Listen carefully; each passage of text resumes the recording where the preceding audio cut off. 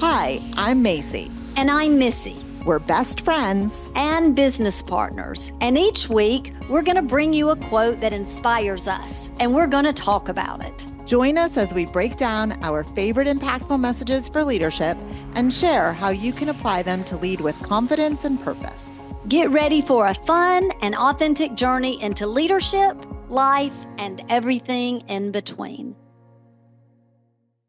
Well, hey, bestie. Bestie, how are you? I am doing great. Looking forward to today's episode. I know, me too, because it focuses on something that's really important to me, and that is fun. Yes, I know that is one of your core values. So this for sure is going to be a good one. We have a really fun guest. He's going to introduce himself in just a second. Yes. So Joe Webb, welcome to Joe. the podcast today. Yes. Thank you so much for having me. Yeah, we're so excited. glad you're here. Joe, we want you to share with our guests who you are. A little birdie told us that you are known as the funniest guy in the car business. So talk to us a little bit about that too. But before you do that, I'm going to just say we have a question that we wanted to ask. And that was, how did you earn the title of the funniest guy in the car business? Very well undeserved. So it's just a moniker that people started giving me. I think the first time I spoke at a conference, I was already writing for a couple of the main magazines, and I had gone out and filmed a bunch of comedic videos that really aimed fun at the stereotypical car salesperson and incorporated those into my presentation. And I think it was just so far out of the box of what people had been used to at the time from speakers that they really started getting a lot of play throughout automotive. I had used to do very little stand-up comedy, but I did a lot of sketch comedy and improv in Chicago at IO Chicago. And I can see that. Can't you, Mayce? Oh, for sure. Yeah. For sure. And I was a terrible performer. Oh, I don't believe it. I don't believe that either. So, but I mean, I was a better writer. But regardless, I think there was a few people that just started calling me that, and the name stuck for a little bit. Now, I will tell you, I'm sure there's funnier people in automotive than myself. I haven't met them, but I'm sure. All right, so tell our listeners, though, like, Joe, more about you, what you do, your family, all that good stuff.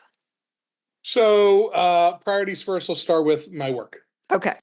I'm sure your wife will be thrilled, but maybe she already knows. You act as if she watches any of these.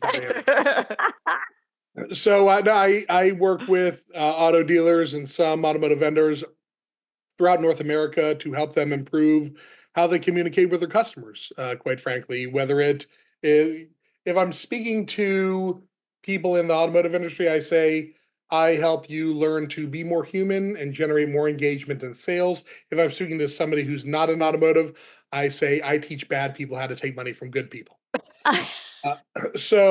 But regardless, what I'll say is that we help improve their communication, specifically through their CRMs, but a lot of how they handle customers online, on the phone, on the lot, and inevitably, just as I said before, engage more customers, improve their processes overall, and set more appointments, sell more cars. In regard to my family, married for 21 years, going on 22 here next month, and with her for 26 years. We have two sons, 19 and 14. So great. Currently in a hotel room. Our sons have the other hotel room next door. And we're in Chicago, Illinois, visiting some family where we're originally from, but we live down in Florida. So you're in the Two Boys Club right next to Missy and I. That's we both right. have two boys too. So we're all part of the club. Yeah. Are you guys doing some family vacay type stuff? I'd love it if we were. No, my wife's mother is not in the best of health. So we came up to spend some time with them. And actually tomorrow we've got to go visit a consulate to get our two sons dual citizenship to the other country, so they can officially own property there. Oh, wow. Yeah. Well, that's Very pretty cool. exciting. Yeah. All right. So we're going to share this week's quote. And then, of course, we're going to talk about it. So here's the quote. We picked it for you, Joe. It is so perfect. You're going to love it. The quote is, if work isn't fun, you're not playing on the right team. Now, I found that quote and it was penned, Missy and I like to say penned, by Frank Sonnenberg. Are either of you familiar with Frank Sonnenberg? Like that was not a name that I'd ever heard before, but I loved the quote was just so perfect. Yeah, I feel like we would like Frank Sonnenberg because he said that. Yeah. I feel like he's just like a regular guy who happened to say something and now he's famous because he's on the Impactful Messages podcast. Hey, it was a tweetable before people tweeted, and we still don't tweet, Joe. Do you tweet? No, and it's not called that anymore. And listen, I'm sure I have an account there, but I don't get on it just because of how much in the last handful of years, the collective intelligence has really dropped. For sure. For sure, yeah. For sure. All right. So, Joe, talk to us about the quote. I'm going to say it again. If work isn't fun, you're not playing on the right team. So how does that quote resonate with your career journey and like how you lead others based on having fun in what you do? So, well, it's interesting. And I know I could read when I read the quote, I'm like, oh, they obviously chose this for me, even though what I would say is like one of my philosophies, and I tell everybody this, is I don't take myself seriously, but I take what I do seriously. So Yes. that is what allows me to not be overly critical of, I can't say of people, because man, do I love criticizing people. It's honestly what I might do best. And some people call themselves a motivational trainer. I'm more of a demotivational trainer. No, not true. That is not true. Yeah, There's no way that's true. If you craft it in comedy, then you get away with a lot. Ah, okay. So that's your secret, crafting criticism through comedy. Well, to remember that. That would hurt my feelings if it wasn't so funny. Like I get a lot. So, I mean, I just came back from New Jersey, and after multiple showers, Hey, do not say that about my home state. No, just like when it rains, it just makes the BO smell more. So, but what I will say is that, I spent my time on stage really not even speaking because I try not to speak as much as I used to. I have spoken so many times over so many different conferences and years that now I just like running exercises and improv and things that require people to get involved and interact from the audience outward. And I was just executing training, and I know I'm doing well when people are laughing and giggling and, sort of on edge and nervous, and you throw a microphone in their face and they're stuttering because, and that is still what I feel is, really important. And I also think of it like as you watch a trainer, or listen to a speech, or try to learn through any sort of educational model. If you're enjoying yourself, you are going to retain more. Yes. If I asked you like the movies, because I'm a movie buff more than anything, if I ask you like your favorite movies, you could probably quote most of the movie. Right. But if I ask you of some of the more boring films you've sat through, you probably couldn't recall anything. Yeah. So I always know that whenever I'm training somebody, there's a couple things I need to do is 100% get on their level and make them recognize that in most cases I've sat in their seat before, and it is in my best interest as well as theirs for them to, really adapt or listen. Or I'm the only way type of person. Let's add this to your repertoire and see if this brings you more profitability, more productivity than what you are currently doing. But it just is something to try, not as something to live by. And secondarily to that, I would say if I can make it fun and make you part of the experience and make it, exciting for you, then more than likely you're going to retain it rather than just going through a manual, going through a book and hearing somebody entirely monotone. Yes. that resonates with me so much. As being a former school teacher, I taught second grade for 15 years, and I tried to make everything I taught that I knew was something hard for the students to grasp, or something that I knew would be a struggle for them to begin learning, to try to make it fun. And bottom line is, I don't want to do something if it's not fun. And I check out emotionally, I check out intellectually Well, often. we also know that research shows that having fun at work increases productivity. Yes. Right? Yes. It improves well-being. It increases job satisfaction. Yeah. It develops creativity. It creates a more positive attitude. So when you're able to have fun at work, all of those other things are the byproduct. And who doesn't want that? Yeah. I am just going to say this one thing is, I went so far with fun that I incorporated it into my discipline when I was there as a school teacher. And we had every Friday, if you behaved all week, I mean, you could have some slip ups, but we had Fun Friday, and we did some outlandish things, and the kids loved it, and they loved coming to school, and it was great.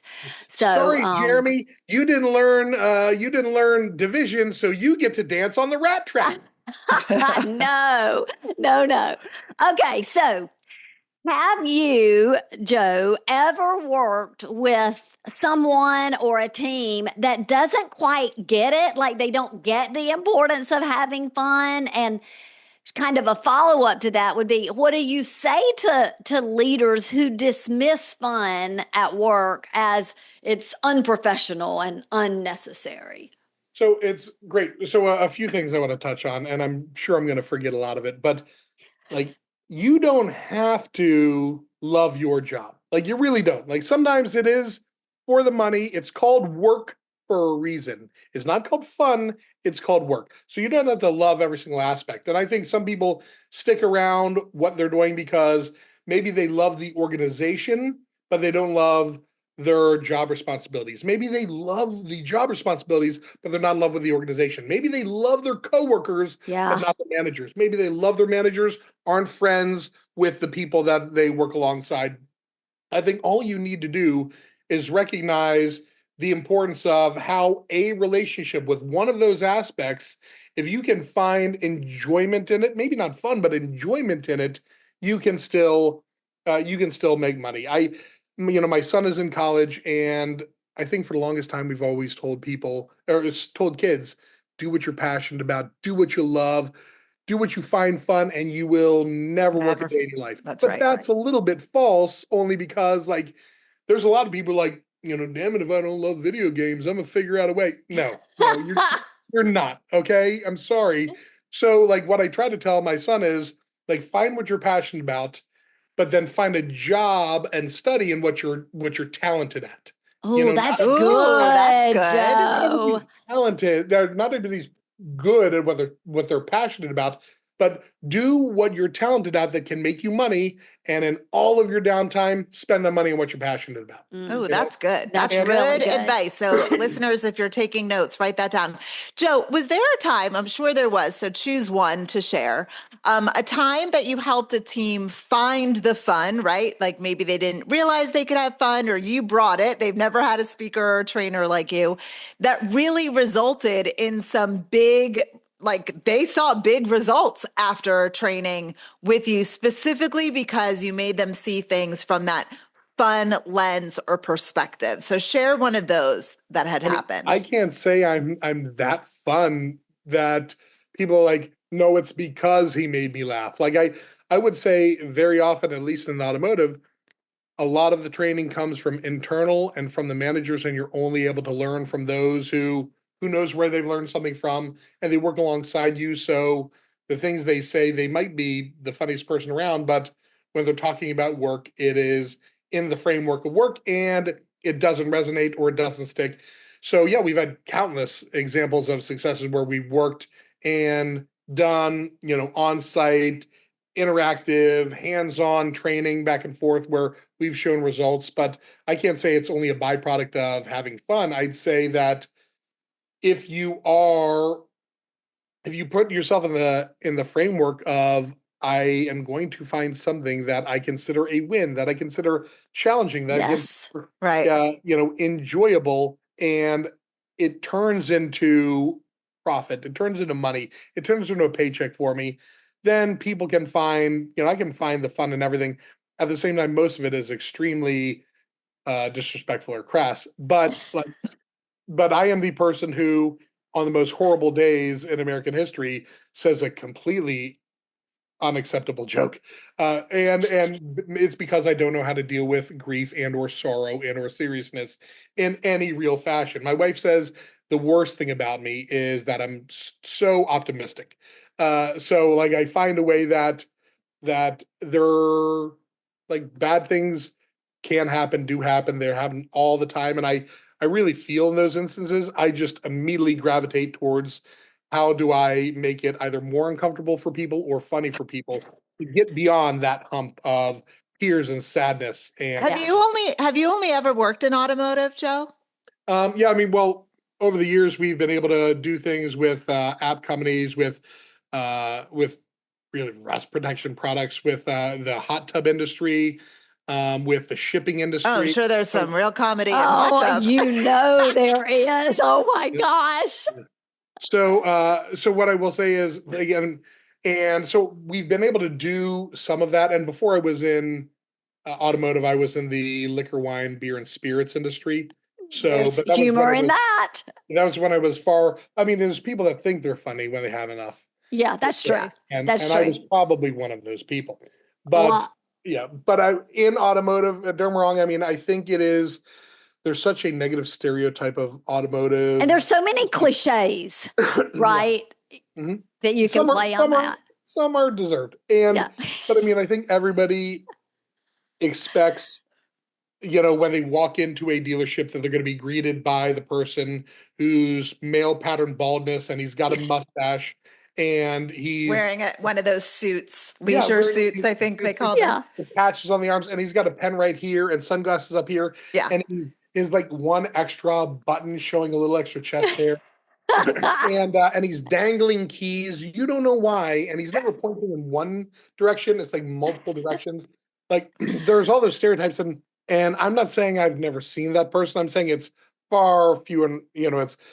It's fewer and far between that is a reality. I have a really funny story real quick. I know I'm going to digress a little bit, but I think you'll appreciate it. There was a time that Missy and I were doing a book study on Robert Cialdini's book, and I forget what it was called, Is but social proof? yes, it was something about social proof, and there were Yeah. all these different chapters. And earlier that morning, I had read this chapter, and it was talking about, something. And I walked into the car dealership, and the guy trying to sell the car did exactly what was written in this Robert Cialdini book of like almost like what not to do. And I called him out. I was like, listen, literally, I mean, I can go probably in my car and get the book that I just read and show you that your little mindset, Jedi, whatever psychology that you think you're going to use on me is not going to work. I'm one of those. I know a lot of people dread going into car dealerships, but I actually like it for the challenge, because oftentimes we were just talking about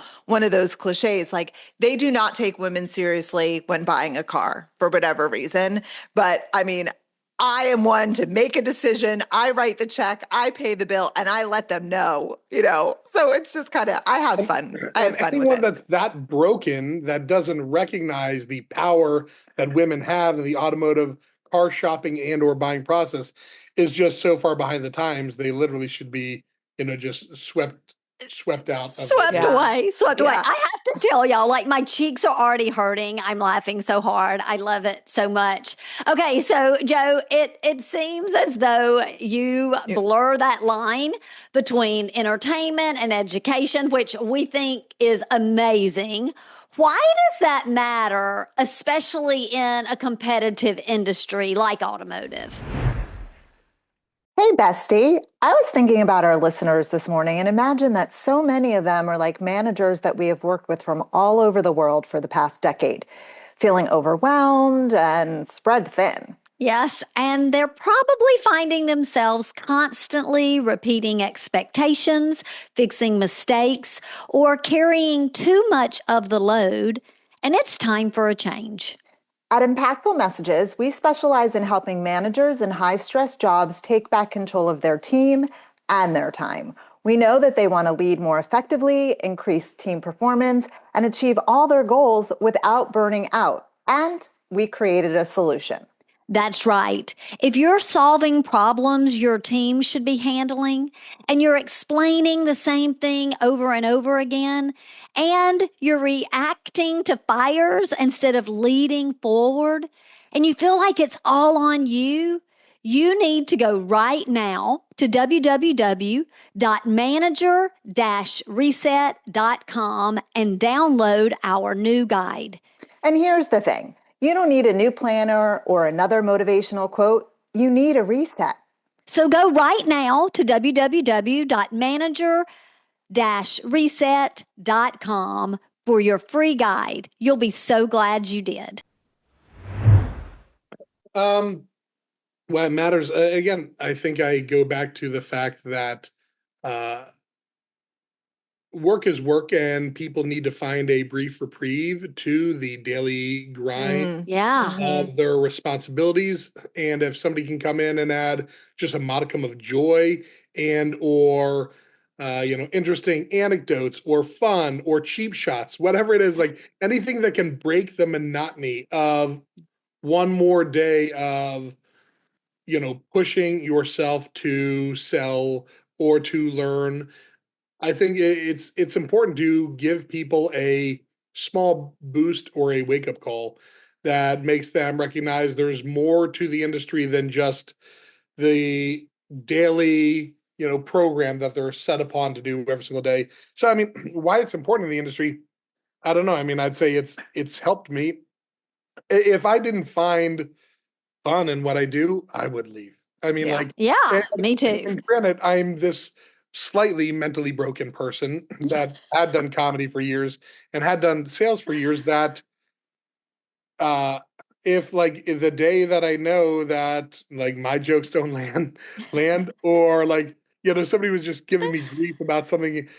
Somebody else, they're like, you've got too many workshopped bits. And I'm like, I'd love it if I had the time to workshop anything, but most of it is just these weird synapses that are connecting in my brain that made me say totally inappropriate things at the perfect time. Yeah.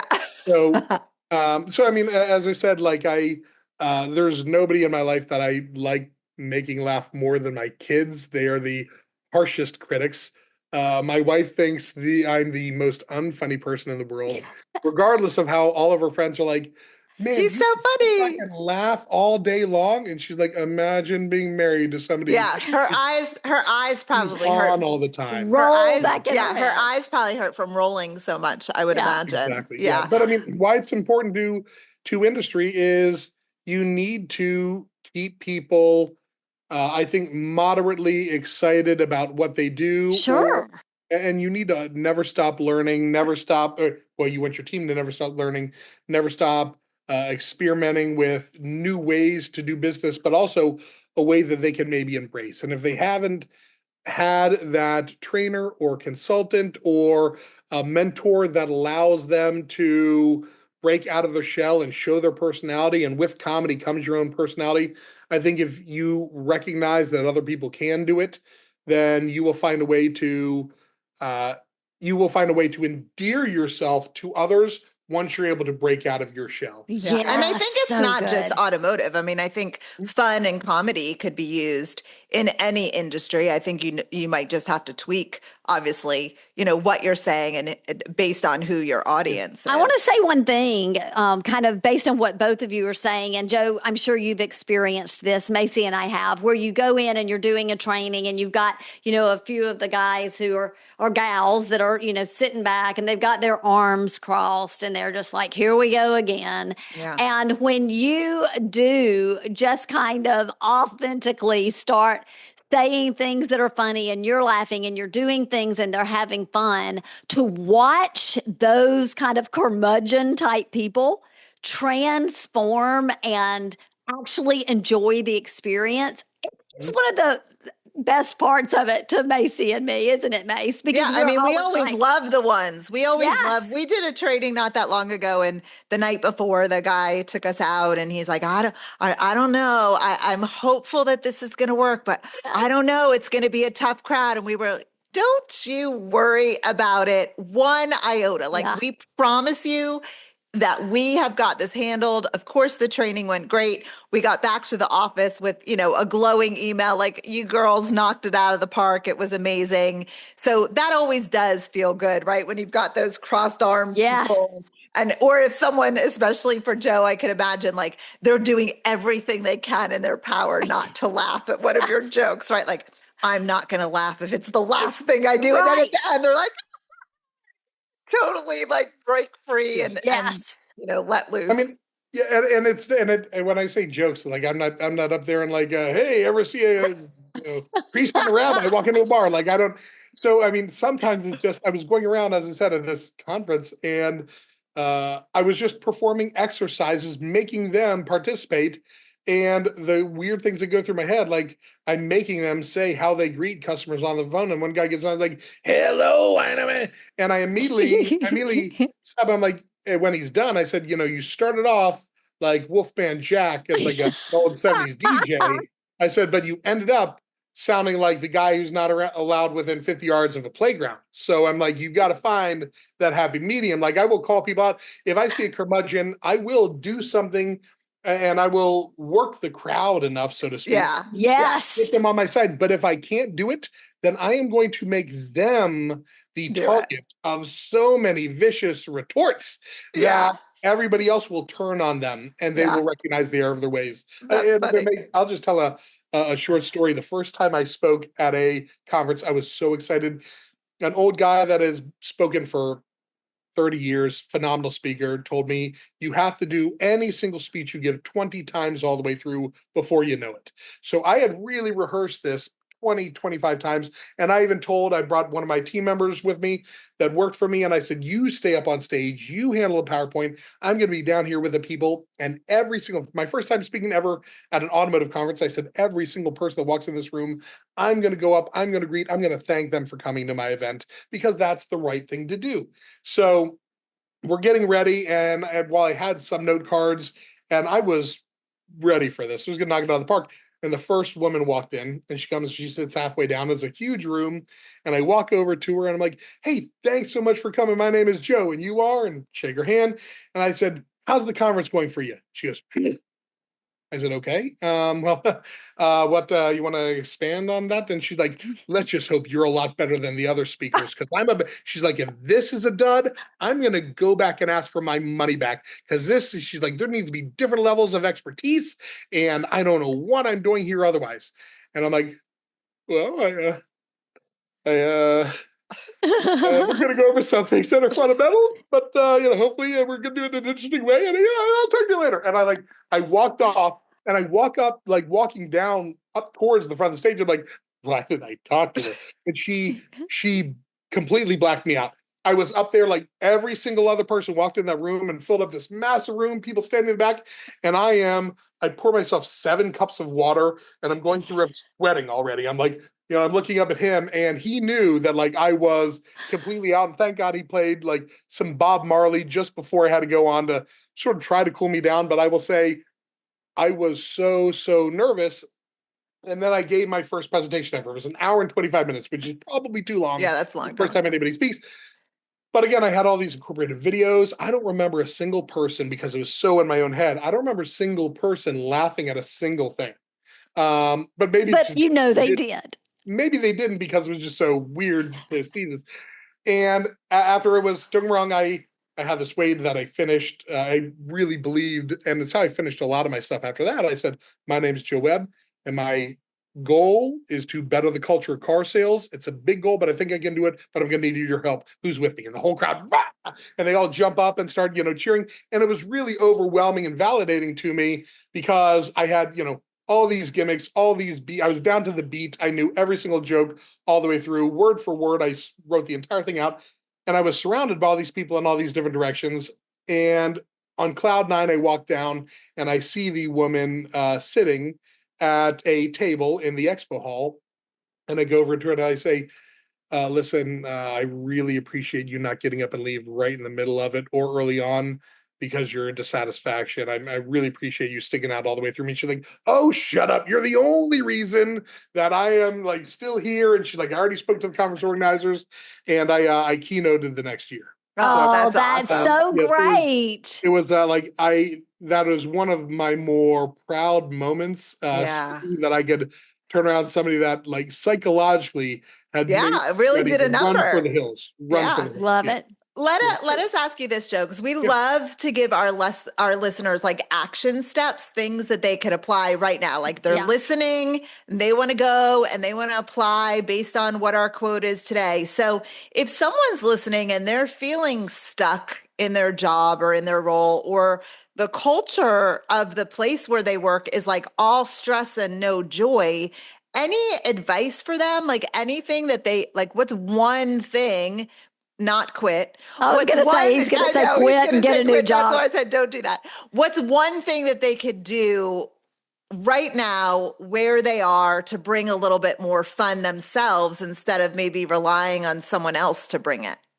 No, that's great. I would say the more you fill your environment with things that you love, with, and this is going to sound really cheesy, but like the craziest pictures that you have of you and your friends, of you and your kids, of Love things that. from your Oh, I home, like or that. things Yeah. yeah, things that make you happy. But moreover, putting yourself out there and not caring as much about what people think of you is really important. That if you can get past the fact, a guy came up to me right at the end of me speaking, that evening at a VIP dinner, and he's like, all I want to do is speak. He's like, I love everything you did. He said, but how do you walk around?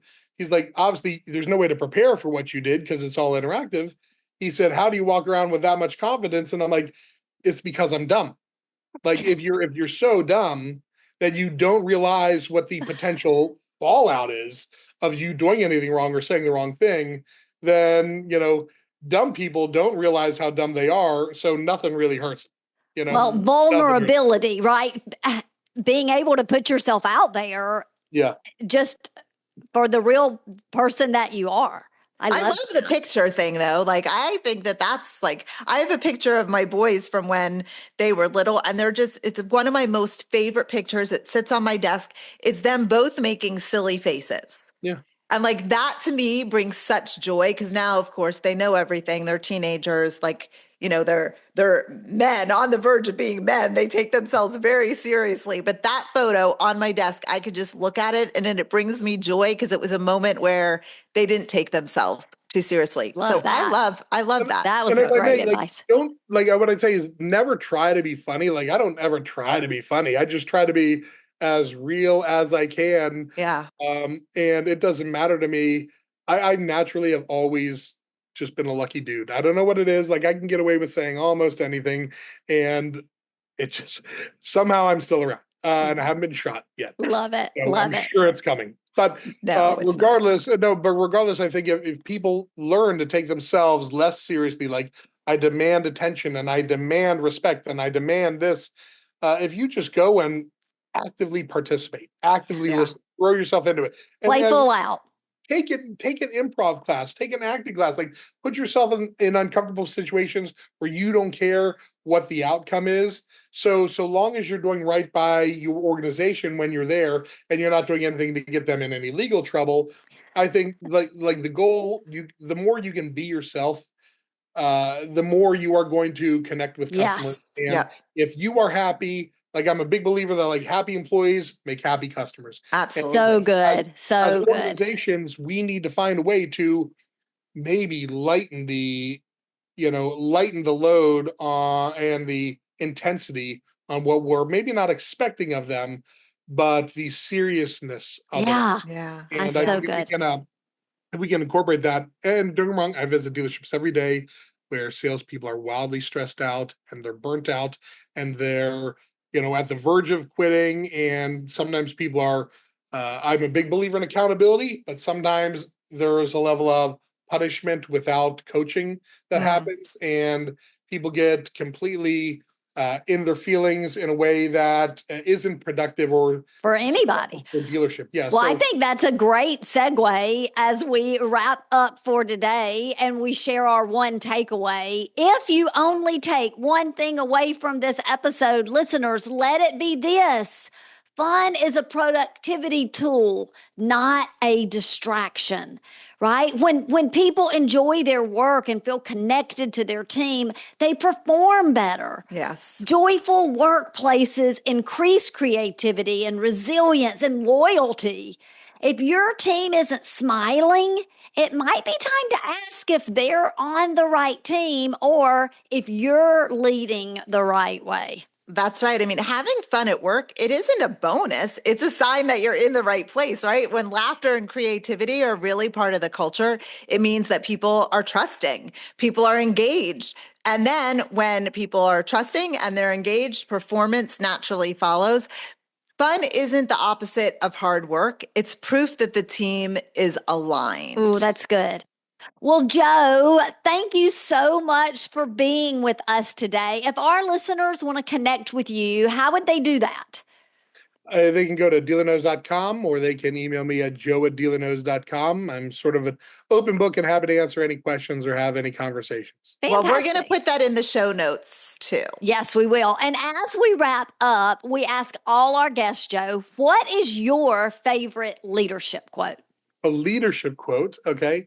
So I mean, because there's only two quotes that I love, and there's several that my father has because he's the smartest businessman I ever met. But I'm just going to go with one that probably people have thrown at you a lot, which is supposedly Teddy Roosevelt penned, because that's the word you also Yes. and I'm sure you know which one it is. Which is we know what's coming. Nobody knows how much you know until they know how much you care. So. Yes. It's a popular one on the podcast, but it's popular for a reason because it's so good. Yeah, that it's so true. It's a quote that is a fact. But listeners, we want to hear from you too. Do you have a favorite leadership quote? Send it our way and we might spotlight it on a future episode. And we'll be back next week with another quote and more leadership insights. And you know what we're going to do? We're gonna talk about it. Thank you, Joe. Bye. Bye, bestie. Thank you for listening. If you're enjoying this show, please show us some love by clicking the 3 dots to download the podcast, leave us a 5-star rating on your podcast app, and talk about it with other leaders to help them find the show from any of the major podcast apps. We'd love for you to follow us on social media too. Mpactful with an M _messages on Instagram and Mpactful Messages on LinkedIn.